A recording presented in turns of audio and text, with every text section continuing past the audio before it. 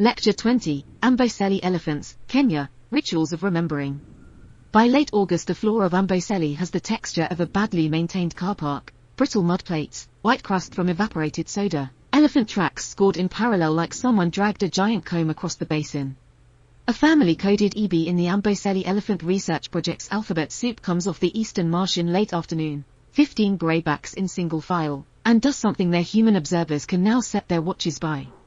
At roughly 2.65 degrees south, 37.26 degrees east the matriarch peels out of line, her right ear notched like a bitten postcard, and aims not for shade or water but for a scatter of pale arcs on the pan. From 100 meters those arcs are just litter, from 30 they resolve into the flattened dome of a cranium, a mandible like a broken horseshoe, 2 ribs, and half a scapula. She parks her body between the bones and the smallest calves with a sidestep that looks casual if you are not paying attention, then lowers the fingertip of her trunk into the hollow above a former tusk socket and holds there for 3, 4, 5 seconds. Only after she has traced the sutures does a calf get to copy the movement, trunk quivering at the contact point like a student waiting for the teacher to nod. 2 yearlings try to drag a rib around, manage half a slapstick hut routine, and are shut down by a firm forehead shove that communicates, this is not that kind of object, more efficiently than any ethogram ever will. When the family leaves 10 minutes later the skull has rotated a quarter turn and half the juveniles in the group have taken a tentative turn at touching it. The next time they pass, a year from now, those calves will walk straighter toward this exact patch of alkaline dust than toward any random pile of branches. If that were the only scene on record you could file it under elephants being weird again, and go home. It is the repetition that ruins your skepticism. Field teams in Amboseli have been writing down encounters with elephant carcasses and skeletons since the early 1970s, first in pencil on write-in, the rain notebooks and later with GPS points and behavior codes, and the choreography at Bones is boringly consistent. Families slow 50 to 100 meters out, vocalizing drops from the usual grumble and fart soundtrack to near silence. The approach order in most groups is adult female first, then older juveniles, then calves who are physically blocked or nudged back until the matriarch seems satisfied. The focus of contact is not random either. Trunk tips and feet converge on skulls, jaws, and tusk bases, the parts that once held the face and the ivory, while vertebrae and long bones get perfunctory nudges or are stepped over entirely. During the 2009 drought, when carcasses of Loxodonta africana lay across the basin like punctuation marks, observers watched families that had already lost calves and cousins detour off efficient routes to examine skeletons that clearly were not food, no soft tissue, no scavengers, nothing to gain except, apparently, the chance to run the same slow, tactile protocol again. The institutional reason we can say protocol without blushing is that Amboseli has something few other parks do, in elephant bureaucracy. The Amboseli Elephant Research Project, launched by Cynthia Moss and colleagues in 1972, has logged full life histories for more than 1,500 individuals across 5 decades, assigning each matrilineal family a letter code, mapping every distinctive ear notch and tusk asymmetry, and tagging every birth, must, and disappearance with a date, place name and social context. The local population climbed from roughly 460 animals in the early 1970s to about 1,950 by 2017, then settled around 1,870 to 1,900 in the mid-2020s as drought pressure increased, a demographic arc that means you can, in principle, follow a calf from its first hesitant trunk touch on a skull to its own tenure as matriarch 40 years later. Because every encounter with bones comes with metadata, family identity, matriarch age, which individuals were present, researchers can ask adult questions like, do older-led families behave differently at carcasses, and is everyone doing this or just the elephant equivalent of theatre kids, instead of just telling stories about mourning? The stories came first, of course. In the late 1970s and early 1980s Moss was already jotting down episodes that refused to fit neatly into foraging or vigilance. In one, a family that had long ago lost its matriarch detoured off a regular route to a patch of bare ground where only scattered bones remained, then spent close to an hour in almost complete silence, each adult in turn touching a skull with trunk and foot before drifting away. In another, a group finding a fresher carcass tried repeatedly to lift the dead animal with tusks and trunks, then eventually stood in a loose ring, temporal glands streaming, before leaving. Similar scenes turned up hundreds of kilometers away in Tanzania, where Ian Douglas Hamilton watched elephants in Tarangire and other reserves leave their travel lines to investigate bone-strewn clearings, focusing again on skulls and tusks while ignoring zebra and buffalo skeletons in the same view. These reports, plus some enthusiastic copywriting by early nature documentaries, gave us the myth of elephant graveyards, shadowy places where elephants supposedly come to die deliberately.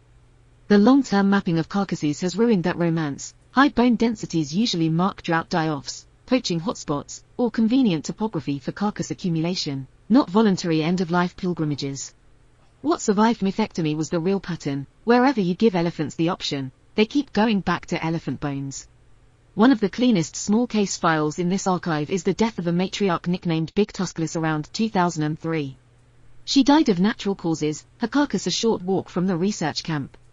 A few weeks later, researchers removed her lower jaw for age analysis and left it, along with other old bones, near camp, elephant osteology as yard decor. Days after that, Big Tuskless' family, now led by her successor, W, happened to pass by. Of the dozens of bones in the vicinity, they beelined to the one familiar mandible.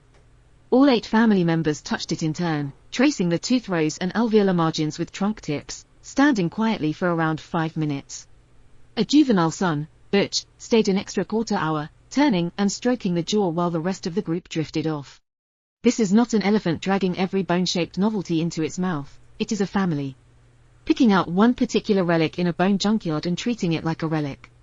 You can call that recognition, or at least an interaction that presupposes memory, and you can measure it in seconds and number of contacts instead of adjectives like haunting. Of course, anecdote is where skepticism goes to lift weights, not to die. By the early 2000s, Karen McComb and colleagues had seen enough bone visiting in Amboseli to try something uncomfortable for both elephants and humans, an experiment that forced the question, are they actually doing something special with elephant remains, or are we just sentimental primates watching big grey animals sniff stuff? The design was aggressively simple. In one trial, they laid out 3 objects, an elephant skull, a piece of ivory, and a comparably sized log, on the open plain and brought 19 different family groups past the array at comfortable viewing distance. Observers timed, to the second, how long each group spent at each object, and coded behaviors like trunk toward, touch with trunk, touch with foot, and carry. Across families, elephants invested far more investigation time in the skull and especially in the ivory than in the log. The tusk segment, although physically the smallest item, drew the longest bouts of touching and even lifting. Pieces of wood, identical in outline and size, were mostly ignored after a perfunctory sniff. To kill the "maybe they just like big weird skulls" explanation, the team reran the game with 17 families and 3 skulls: elephant, buffalo, and rhinoceros. The rhino skull, unfamiliar in Amboseli and spectacularly odd-looking, should have been catnip if novelty were the driver. It was not. Investigation time piled up on the elephant skull, with trunks tracing the nasal cavity and orbital rims, while buffalo and rhino crania sat there like props in a B-grade horror film. The null hypothesis, that a skull is just a skull when you are an herbivore, died under a mound of stopwatch data. A third experiment went after a more romantic claim, that elephants can recognize the bones of specific individuals. Here the researchers took 3 matriarch skulls, each from a different family whose identity and recent death were known, and presented them to the families in question. Each group saw its own matriarch skull in the lineup alongside 2 others. Tusks were removed from all 3 to eliminate smell and visual tusk-shaped cues. If there were a special recognition, you would expect the family to spend disproportionate time at their own matriarch skull across repeated presentations. They did not. Interest was high across all elephant skulls, but there was no reproducible preference for our bone versus hers. That result is both deflating and clarifying. Elephants, in this setup, seem exquisitely tuned to elephantness in bones but not reliably to individual identity once you strip away tusks and scent. In the wild, where home ranges overlap and related animals tend to die in the same general neighborhoods, kin encounter stories remain plausible. The experiment just tells you that general bone magnetism plus spatial coincidence can generate many of them without needing CSI-level skull recognition. Those 3 trials, objects matched for visibility, presentation orders randomized, observers blind to which skull belonged to whom when possible, give you exactly what folklore about mourning usually lacks, a species-specific bias you can quantify. Goldenberg and Whittemeyer's 2020 review of elephant behavior toward the dead, which pulled field notes from Kenya and beyond, came to the same basic conclusion by different route. Across dozens of case reports, elephants of all relationships, including non-kin, showed an unusual suite of actions at conspecific carcasses: silent approach, prolonged touching of head and tusks, attempts to lift or rock the body, occasional covering with soil or vegetation, and return visits days or years later. Elephant Voices, the behavior database Joyce Paul and colleagues maintain, now catalogues these as a Morn constellation with specific elements: trunk to carcass, touch carcass with foot, cover carcass, guard carcass, that turn up again and again in Amboseli, Samburu, and elsewhere. Other species show bits of this script: chimpanzees carrying dead infants, whales lingering around a dead calf, but almost none keep revisiting dry bones once decomposition is over. Elephants do, and they do it with enough regularity that, statistically, special interest in elephant remains is less a poetic flourish and more a definable behavioral trait of Loxodonta africana. So far this still sounds like an adult conversation: who investigates which skulls, for how long, and with what movements. The part that begins to feel indecently close to our own rituals is what the calves are doing on the edge of the scene. Long-term observers in Amboseli and other Kenyan sites noted early on that juveniles do not simply swarm carcasses. They watch. At first contact, calves often hang back behind the matriarch's shoulders or between the forelegs of an older sibling, trunks half-raised, ears still. Only when adults have approached, touched, and then eased their bodies to one side do younger animals start to step in, usually in order of age. Their behavior is clumsy mirrors: trunk tips overshooting the eye socket, little feet planted too close to protruding ribs, one calf trying out a playful push and being frozen by a single ear spread from an aunt.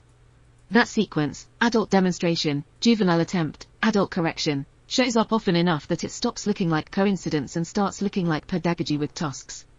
One unpublished but often retold field note from the 1990s catches this half-apprenticeship in miniature.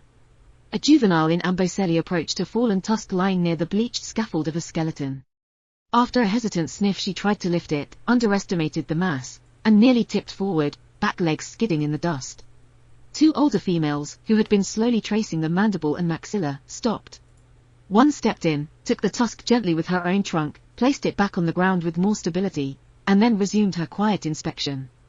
The youngster, now recovered, touched the tusk again, more cautiously, and did not attempt the full lift. Nobody issued a memo titled Safe Handling of Ivory, version 2.0, but the motor program for how hard to pull on this particular dead thing just got updated in one small brain with live supervision. Another recurring pattern involves the living as much as the dead. When a calf dies, stillbirth, disease, predation, mothers in Amboseli have been seen standing guard over the body for hours or days, refusing to feed, chasing off hyenas and even lions with short charges that end in head-high standoffs at just the distance where a lion decides bone isn't worth this much trouble. Other females in the family often form a ring around the pair, some with trunks resting on the mother's back or flank, a kind of literal support that is extremely difficult not to anthropomorphize but also unnecessary to sentimentalize. You can log it as prolonged proximity, trunk-on-conspecific, and reduced locomotion and still recognize that something big is happening in their effective lives. Calves in the vicinity, including siblings, watch this too. The rule that trunks are for play and chasing egrets is temporarily suspended. The group moves and sounds differently. If you want an external calibration, the elephant version of a second opinion, consider the famous 2003 Eleanor case in Samburu, northern Kenya. A matriarch collapsed from injury. Another matriarch, Grace, who did not belong to her immediate family, approached with tail raised and ears spread, tried repeatedly to lift Eleanor with her tusks, and stayed by her for an hour as she died.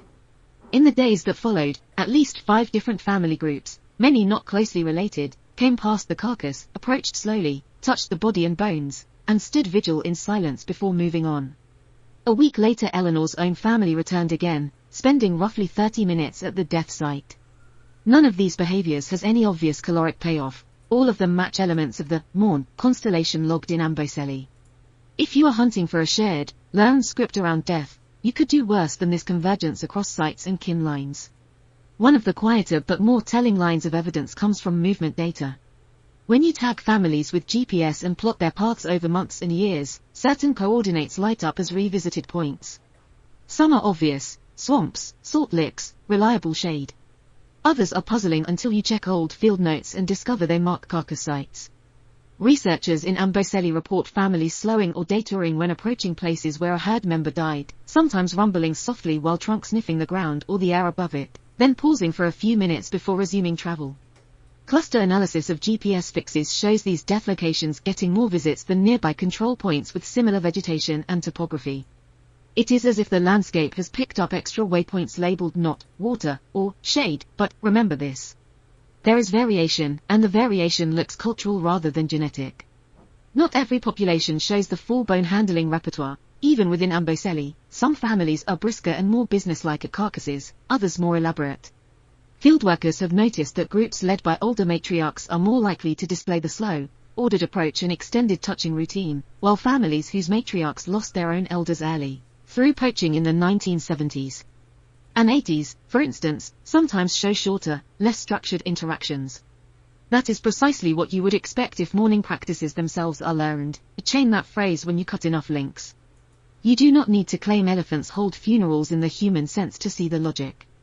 In a fission-fusion society where individuals appear and disappear over decades, a stable social script that marks, this one is gone and we will act differently here, is not fluff. It is bookkeeping you can smell and touch.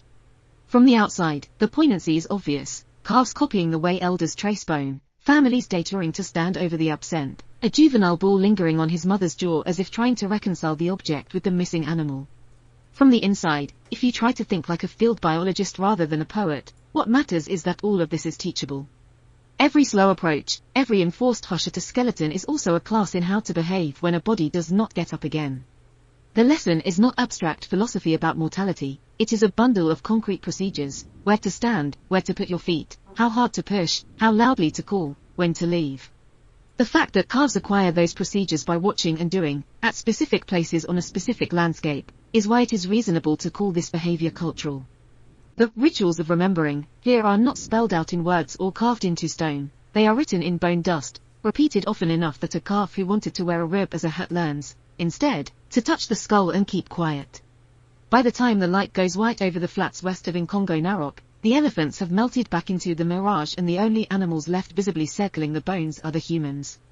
One land cruiser sits 50 or 60 meters off the skull with its engine off and a pair of researchers hunched over clipboards, trying to turn what you just watched into rows in a ledger.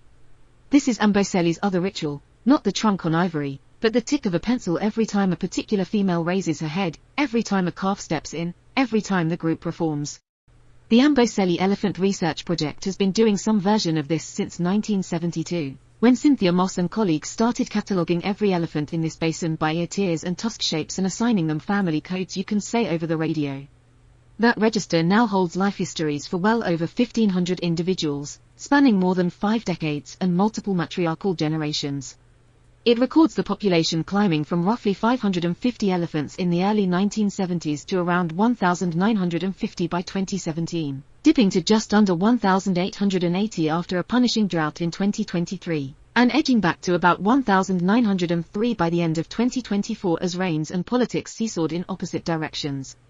Roughly 1/3 of those animals live in core families whose center of gravity is an older female in her 50s or 60s, and those families spend their lives not just inside the national park's neat polygon but in a patchwork of Maasai group ranches and private conservancies around it, all Gilului Ololarashi, Kimana, Eselenke, whose fences, leases, and grazing rules elephants know as intimately as the rangers do. From a tourist road, the system looks like a nature documentary set. Vehicles keep a well-behaved buffer, engines idle low, and the main concern is whether the marsh light hits the herds just right for a phone screen. The real drama happens off the loop roads, where elephants and people share unzoned space. At dawn, family units drift past bomas on community land like commuters passing bakeries, pausing at the smell of spilled grain, datoring around the memory of last year's spear. A matriarch might hold her group in light woodland for half an hour while she finishes feeding, even though everyone can hear water splashing in the swamp a kilometer away. 40 impatient bodies will wait because, in this society, movement is a vote of confidence in the oldest brain present. When the file finally steps out, it is usually along one of a handful of corridors that stitch park to dispersal areas, the broad fans toward West Kilimanjaro and Tanzania, the tighter funnels east toward the Chayulu Hills and Tsavo. GPS collars fitted to elephants on both sides of the Kenya-Tanzania border show what looks, on a map, like a single transboundary population conducting seasonal circuits hundreds of square kilometers wide, with individual home ranges that ignore the international line but track groundwater, forage and safety instead. The cleanest physics experiment here is a piece of real estate that almost disappeared.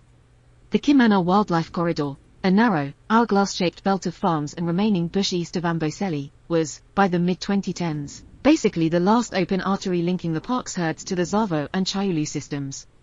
When conservation groups and local landowners finally locked in a sanctuary and easement around 2018, something remarkable happened. Elephants appeared in the camera traps within days and then weeks in steady, nightly streams. These were not tentative scouts. Many were known females in their 40s and 50s who, based on birth dates in the AARP files, had walked this route as calves in the 1970s and 80s, then been shut out by fences and settlement, then came straight back through the hourglass once it reopened, as if a track in the brain had stayed active for 40 years waiting for the landscape to match it again. Younger elephants in the same families followed without hesitation. On paper the event reads like resumption of historic migration. In practice it is a glimpse of long-term spatial memory snapping into place at the first legal opportunity. All of this would be less pressing if elephants were doing fine elsewhere. They are not. The Great Elephant Census, flown between 2014 and 2016 over 18 countries, put the savanna elephant total at roughly 352,000 and documented a 30% decline in just 7 years, driven mostly by poaching and habitat loss. Against that backdrop, a stable, age-structured population of fewer than 2,000 elephants in one Kenyan basin is not a rounding error, it is a control group. Amboseli's curves, growth from the 1970s, flattening in the 2010s, a drought dip and partial rebound in the 2020s, live on graphs in Amboseli Trust for Elephants annual reports. But those lines represent something the charts don't show, a society that still contains grandmothers old enough to remember how this landscape behaved before wide tarmac roads and large-scale irrigated farms arrived. Poaching here has stayed low by East African standards, mostly because organized ivory crime prefers weaker institutions and rougher roads, but complacency would be lethal. One badly timed spike in illegal killing or a ring of badly placed electric fences could remove half a dozen key matriarchs and, with them, half a century of drought and conflict experience. That is the pivot from how many elephants to which elephants. Studies in places that were less lucky than Amboseli have already run the unplanned experiment. In Tanzania's Mikumi National Park, where heavy poaching in the 1970s and 80s selectively removed large-tusked, older females, the surviving herds turned up decades later with elevated stress hormone levels and lower reproductive rates compared to populations that had kept their elder cohort. The data read like a slow-motion hangover. Even after the rifles fell silent, families built from younger, less experienced females were more jumpy, more fragmented, and less fecund. In other parks, the pattern rhymes. Take away older bulls from adolescent male groups and you don't just remove bodies, you remove the social pressure that normally keeps teenage testosterone from expressing as violence. A lesson that had to be learned the hard way when orphaned young males in a South African reserve started attacking rhinoceroses until adult bulls were reintroduced. The common denominator is not charismatic megafauna, it is the simple fact that, in a slow-reproducing mammal with a 60-year lifespan, experience is a resource that takes decades to accumulate and one bullet to erase. Amboseli's long-term dataset lets you watch that resource in action instead of inferring it from carcasses. When matriarchs make decisions about when to leave a drying swamp, which route to take around a settlement, whether to trust a new water tank, their families respond with almost comical obedience. In one documented case, a family of about 40 elephants simply refused to depart for a nearby swamp until their matriarch had finished feeding and taken the first step, even though the rest of the group was visibly restless and the splashing of hippos carried clearly on the wind. That deference is not mysticism, it is a rational bet on the individual with the deepest archive of past dry seasons, past spears, past kindnesses from particular bomas. Subordinates are not just following rank, they are following an actuarial table written in scars and successful decisions. Lose that individual and the next few dry years become, statistically, more dangerous for every calf. To explain why a single brain can matter that much, you have to open the skull, metaphorically if not literally. An adult African savanna elephant carries around 4.5 to 5.5 kilograms of brain tissue, the largest brain of any land mammal, folded and creased into a cortex with a surface area rivaling that of much larger whales. The temporal lobes, where mammals tend to stash long-term memories, are disproportionately swollen, and buried within them is an outsized hippocampus, the structure that in every lab rat and human undergrad supports spatial and episodic memory.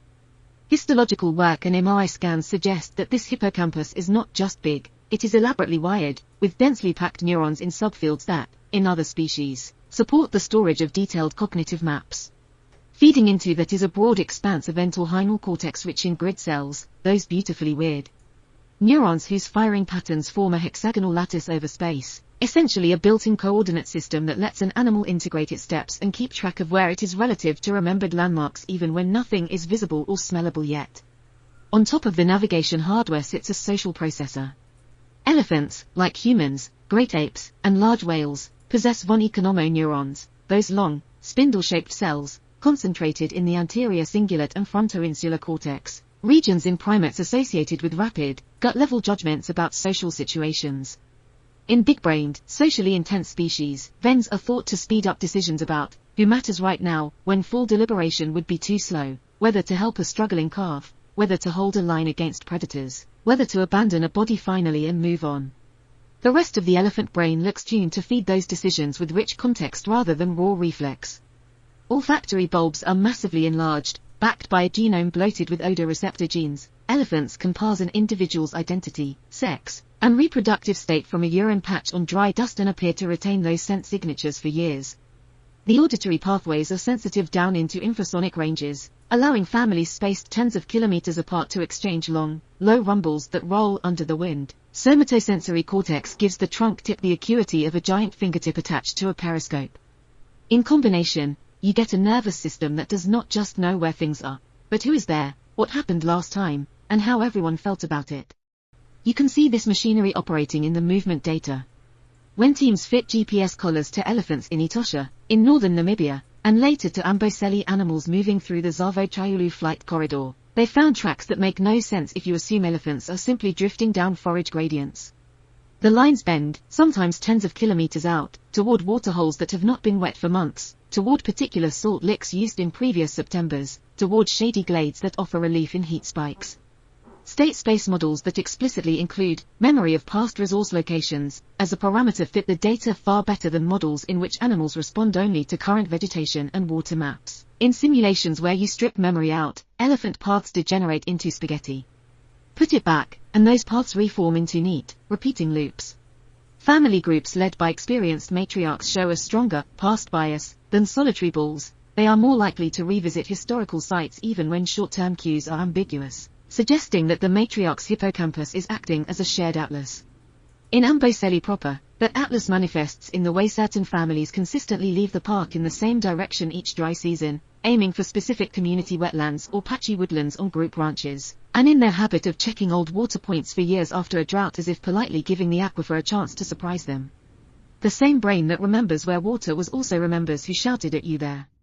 Elephants' social memory has been tested with playback experiments that, on paper, sound almost childishly simple. Record the contact calls of dozens of known individuals, then play them back to family groups and log reactions.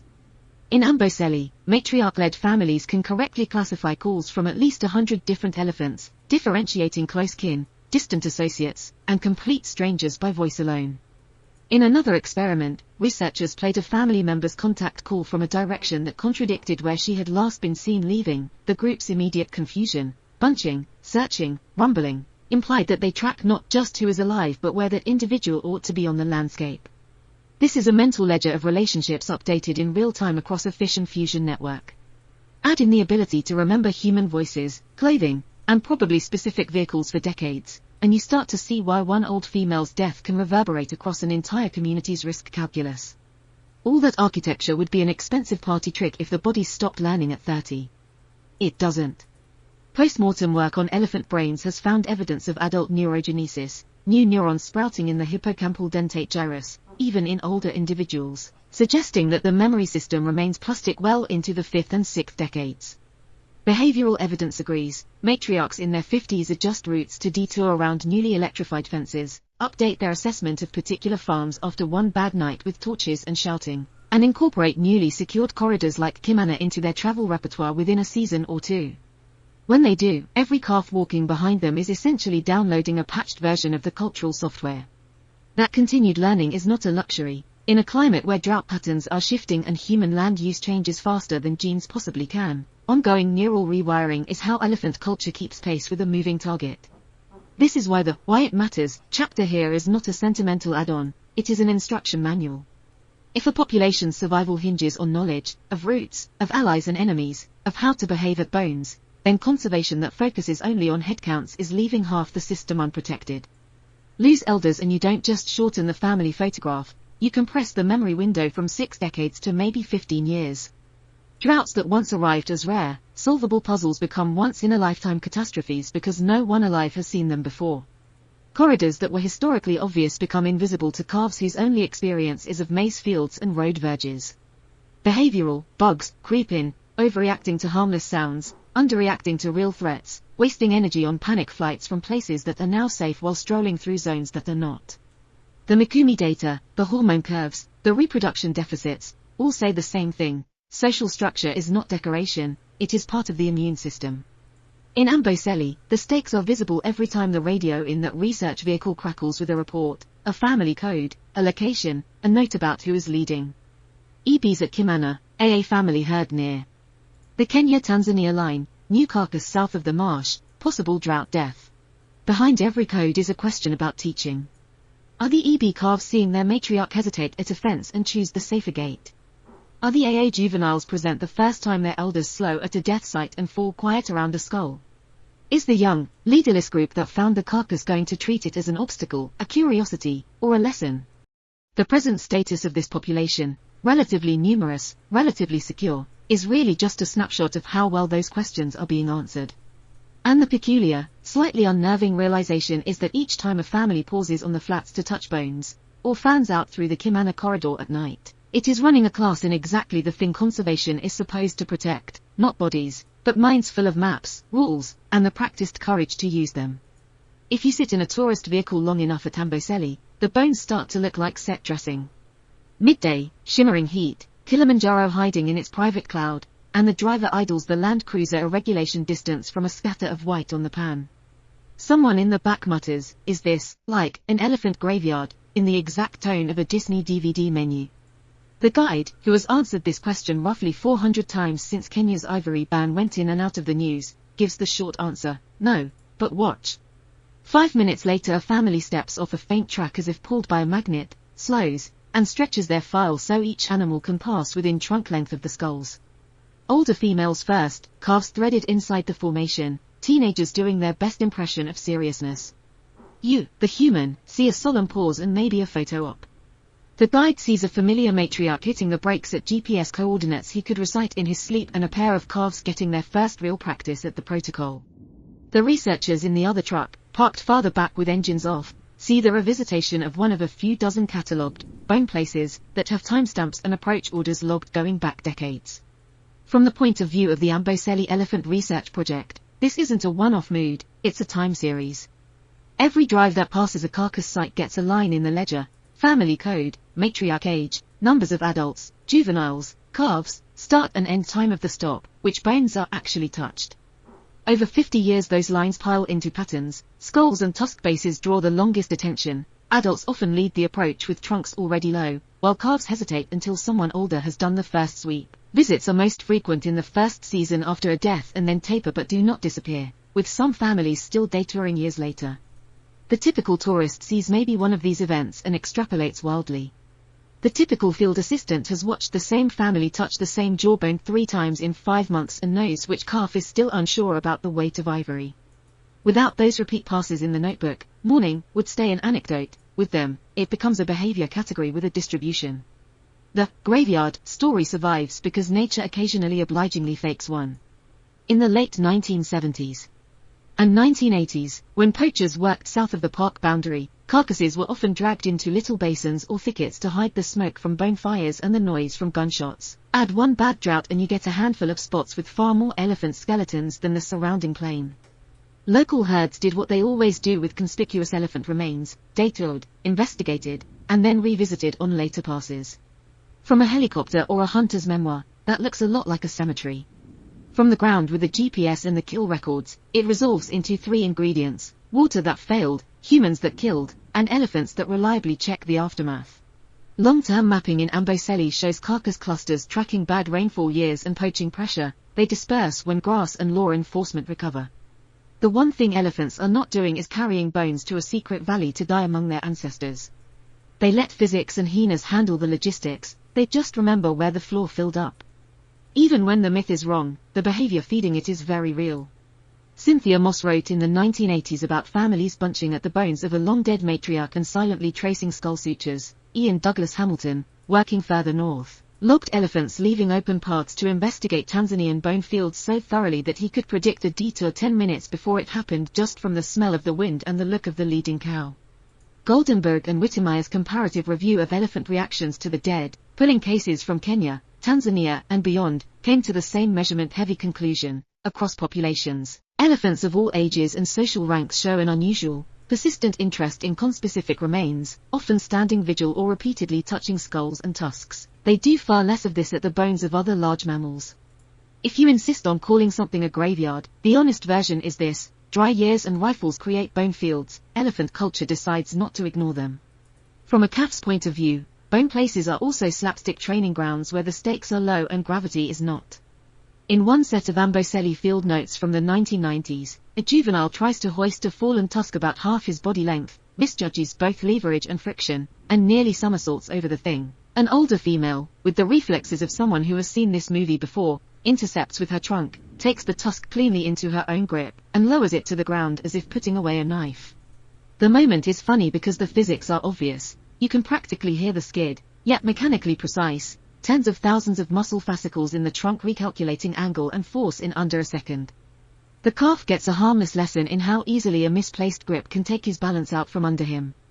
The matriarch gets another chance to enforce the unspoken clause of the ritual: you may touch, but you may not turn a jawbone into a weapon or a tusk into a skateboard. That comedic micro-disaster tells you more about elephant pedagogy than any solemn language about grief. Calves in Amboseli spend years under close adult supervision, literally walking in their elders' footprints to water, to marsh, to carcasses, and to bone fields. At each of these sites there is a different you may, and you must not. You may push a log and climb it, you may not push your cousin off the log. You may nudge a skull and test the empty eye socket, you may not drag tusks into a mock charge at your younger brother while the adults are still in their hush. From the mathematician looking at this data perspective, you see that youngsters who have been present at bone rituals with older females are precisely the ones who, 10 years later, initiate the slow approach and careful touching themselves, even when no very old matriarch is around to cue them. From the calf's point of view it's simpler: this is how you act when the big bodies go quiet. Sometimes the comedy comes with venom attached. In Samburu, north of Amboseli, Lucy King's bee playback experiments were designed to test whether elephants recognize the buzz of angry honeybees and flee before stings hit soft tissue. Roughly 90% of family groups did exactly that, bunching and running as soon as the loudspeaker crackled with recorded buzzing. One group of 3 subadult males, though no matriarch, oldest about 20, listened politely, did nothing, and only began a spectacularly undignified retreat when actual bees were released and hit them in the face. It reads like a cartoon about teenage invincibility until you trace the cultural variable. Every other group had elders who remembered bee attacks and had, over years, paired that sound with pain and a very specific, drop everything and go, formation. These 3 did not. The cost of not inheriting the rule was a few hundred stings and one very chastened entry in the methods section. Humans build their own folklore on top of all this, and not just in cartoons. Kenya's ivory ban at the end of the 1980s, and the enforcement culture that followed, turned tusks at carcass sites into legal evidence as well as scientific data. Touching them without Kenya Wildlife Service permission is an offense, not a spiritual exercise.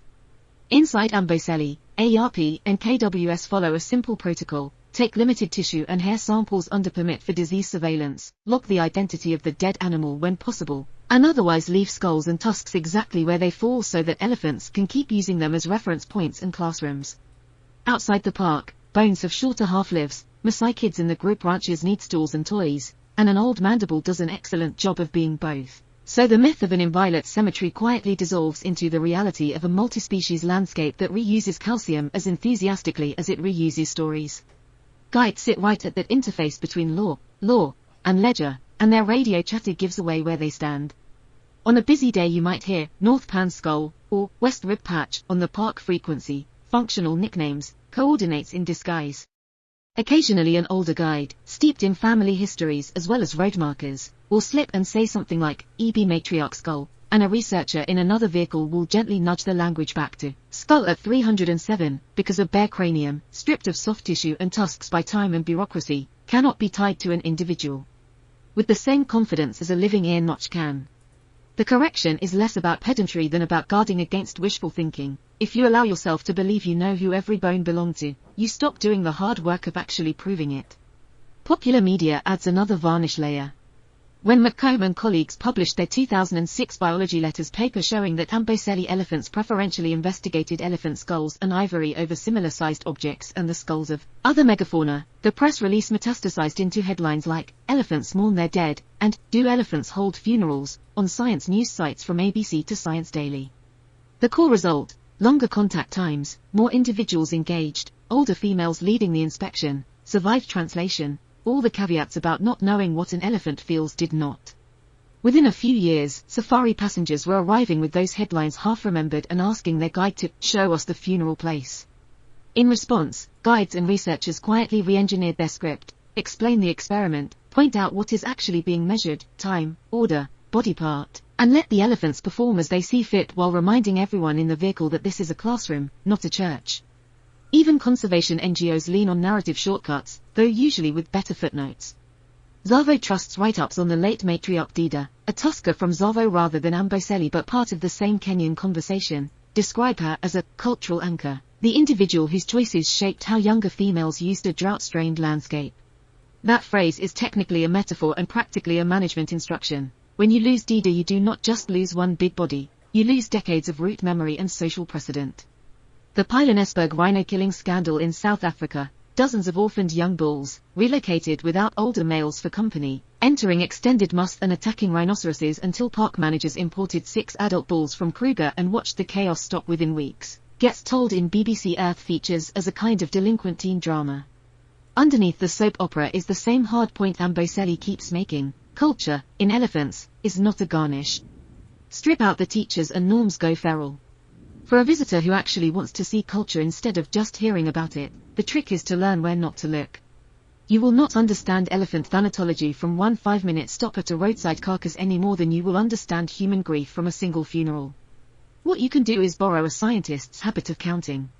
How long from first sight of the bones to the first trunk extended? Does the matriarch pause before stepping in, or walk straight to the skull as if she has been here before?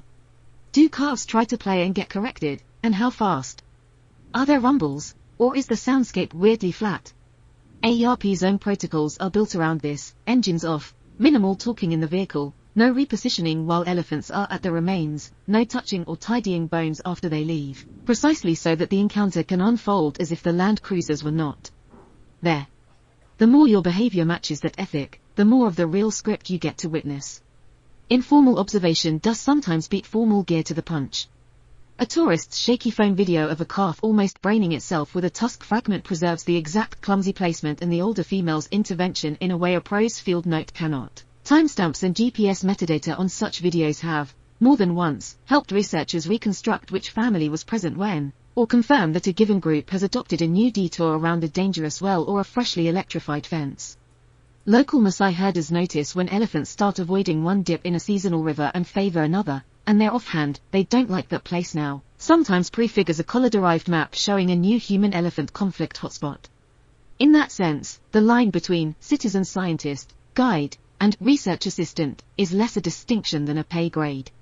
Everyone is watching the same giants, some of us just get to write the paper. The stories we wrap around these observations: graveyard tales, delinquent teen bulls, sainted matriarchs, not harmless decoration. They decide which projects get funded, which corridors are fenced or reopened, which populations are treated as repositories of culture rather than just numbers on a census. In Amboseli, one of the quiet successes of half a century of notebooks and cautious press releases is that the park's own folklore has shifted. Graveyard is now more likely to be followed by a patient explanation of drought and poachers than by a mystical shrug. Guides who once might have spun a spooky yarn now point out which calf is clearly copying which aunt at the bones. The elephants, blissfully uninterested in our branding, keep doing what they have always done: walk their routes, stop at their hard places, let the young make a few minor physics mistakes, and then move on. The question for us is whether our stories make it easier or harder for them to keep teaching. Seen from far enough away, the whole thing looks like sentimentality.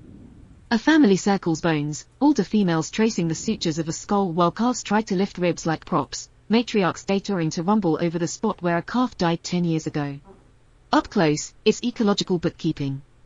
On a landscape that can go from lush postcard wetland to alkaline parking lot in a single failed rainy season, the only way Loxodonta africana gets away with a 60-year lifespan, a 22-month gestation, and one calf every 4 to 5 years is if its software is absurdly conservative about risk. That means remembering what went wrong and where the bodies fell. Take the drought file, because evolution writes in water balance, not poetry.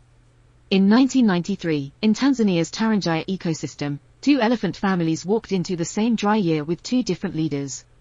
One was headed by an older matriarch nicknamed Lady, estimated mid-40s, the other by a younger female in her early 30s, aptly labeled youngster in the dataset.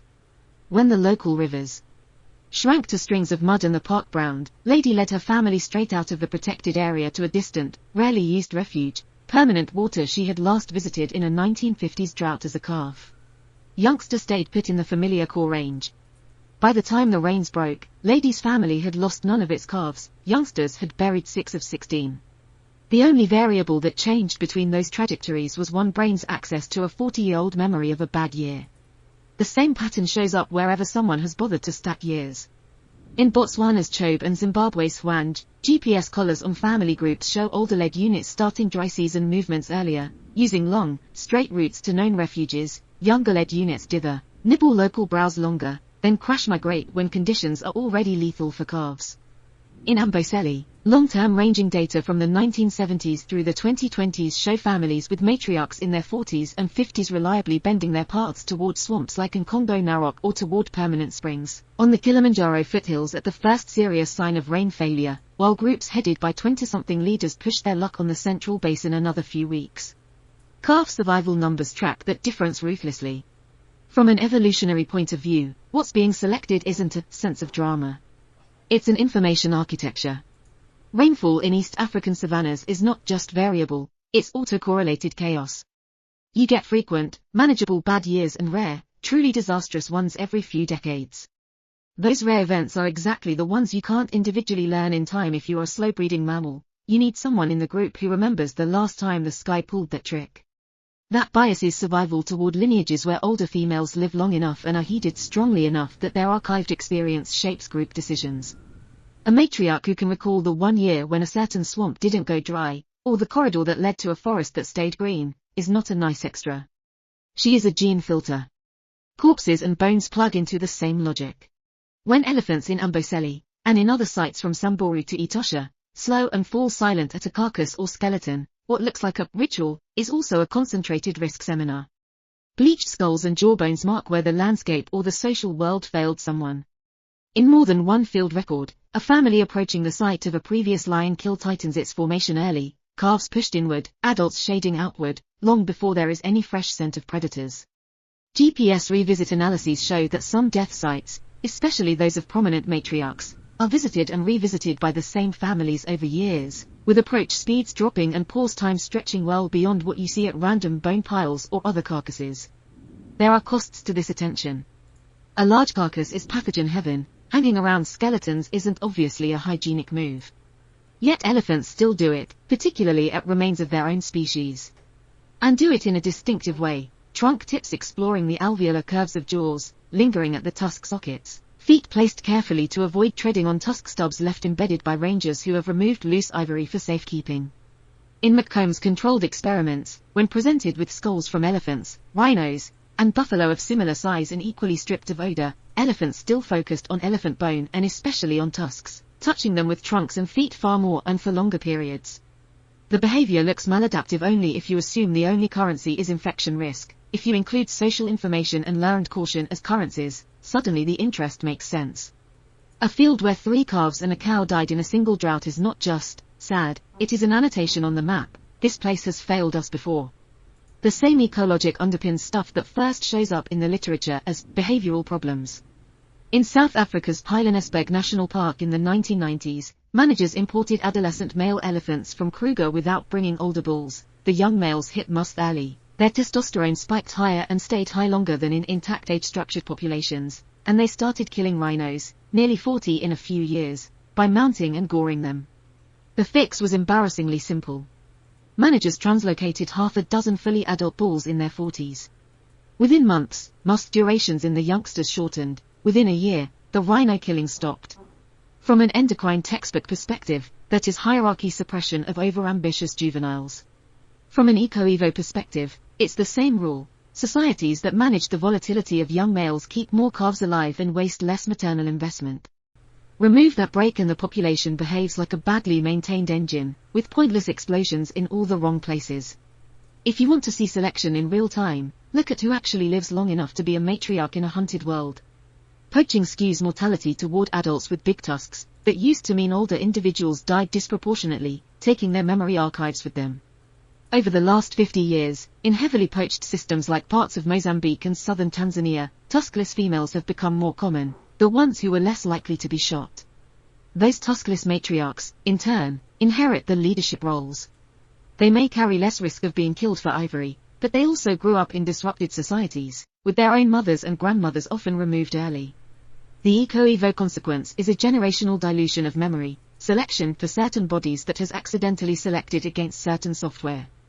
Amboseli, which has been relatively protected since the 1970s, is what you get when you don't do that to a population: intact age structure, elders who remember droughts from the 1970s, and social networks dense enough that knowledge can still flow sideways between families.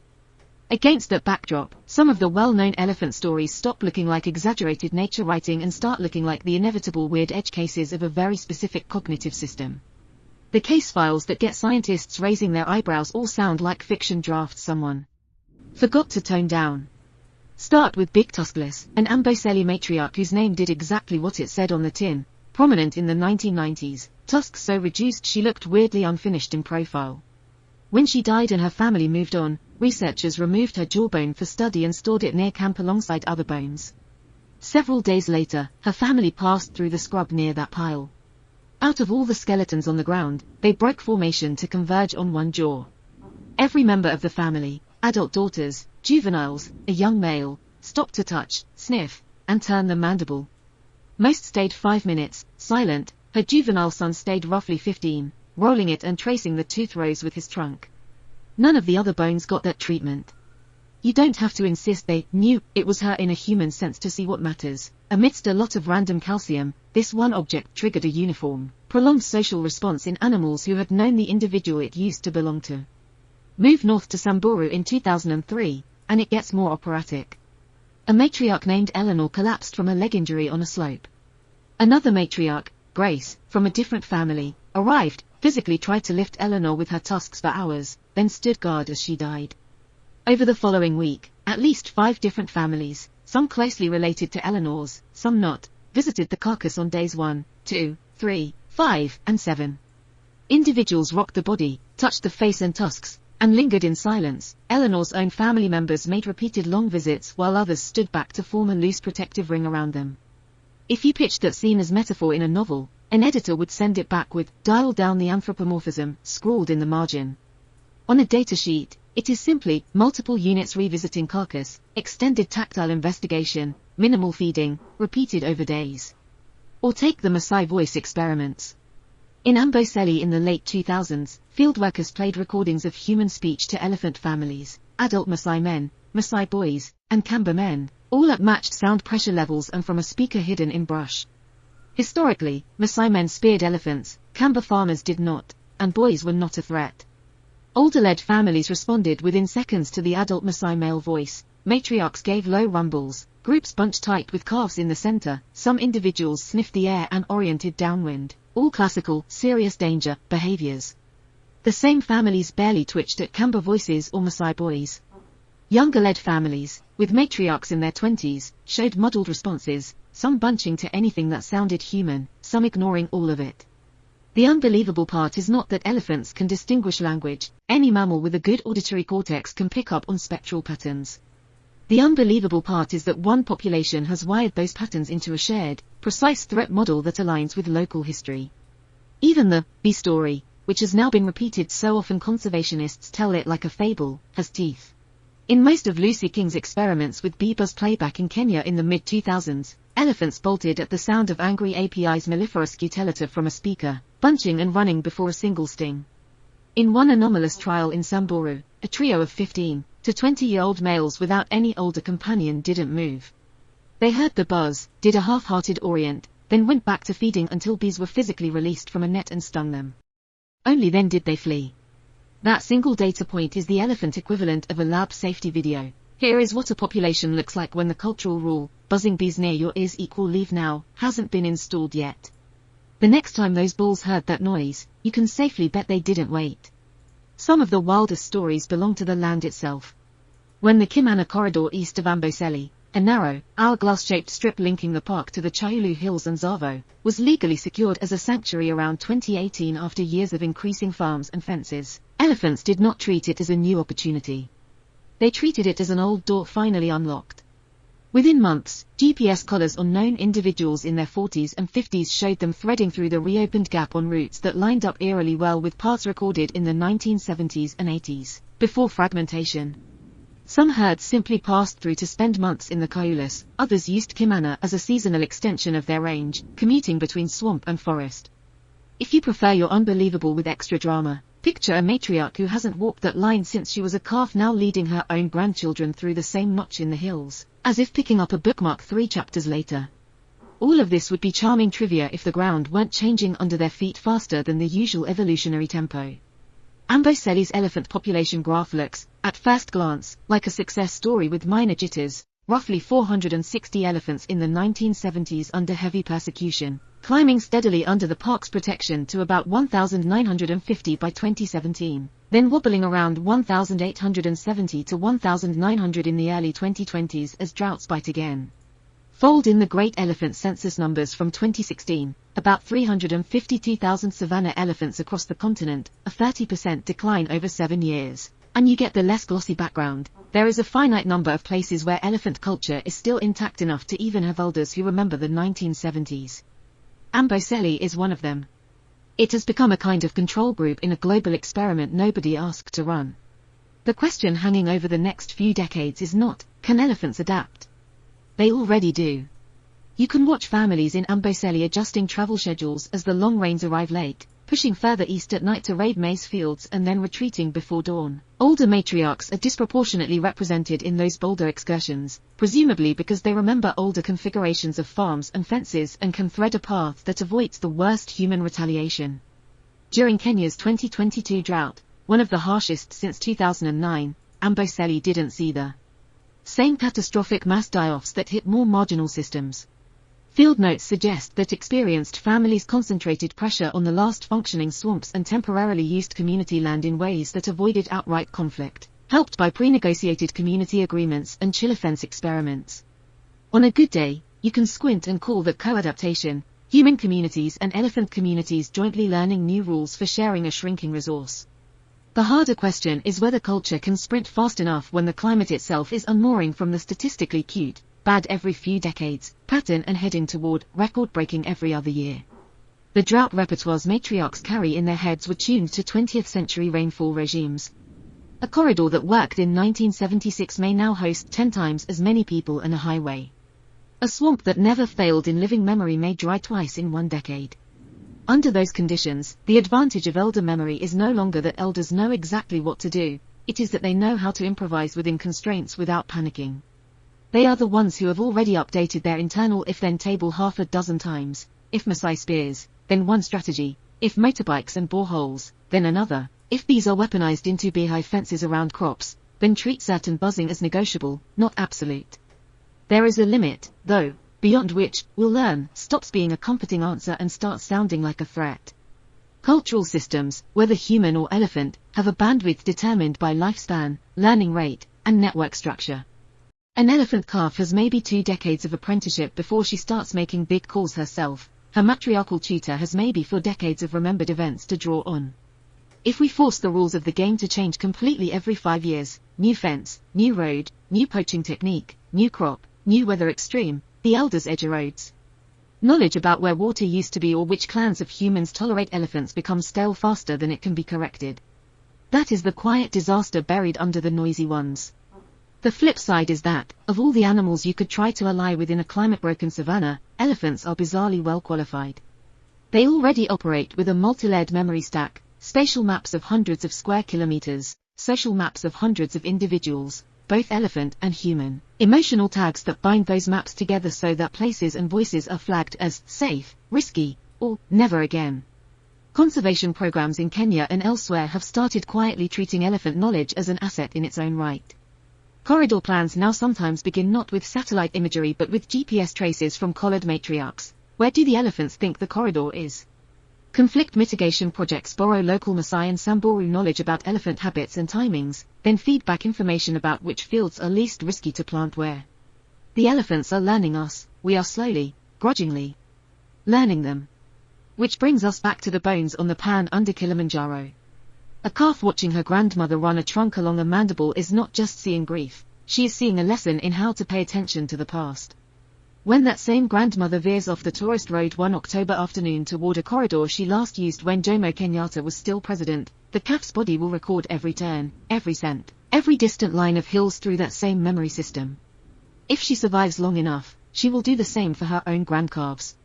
The ritual at the skeleton and the detour at the swamp are two faces of the same thing, a society refusing to let important events vanish into randomness. We like to summarize this with a compliment: elephants never forget, as if memory were a party trick. In Amboseli it is blatant infrastructure. It is the reason one family walks out of a drought with calves still breathing while another does not. It is the reason a jawbone on a dusty compound can pull 8 animals out of their day as effectively as a siren. It is, quite literally, how the dead continue to shape the living, through remembered routes, remembered dangers, remembered affection and fear, all encoded in the behavior of matriarchs who act as walking, 5-kilogram archives. If evolution is the slow sculptor carving tusks and trunks, culture is the hand holding the chisel now, nudging lineages towards survival or failure on a timescale of single lifetimes. The Amboseli elephants, with their corridors remembered, their enemies profiled by voice, and their insistence on stopping for bones, are showing us what that looks like in a body that is not ours. They teach across generations not with words but with detours, bunching, and long, silent pauses over the remains of those who came before. In a century where the rules of survival are changing faster than genomes can follow, those rituals of remembering may be the only way to keep both bodies and knowledge on the same path.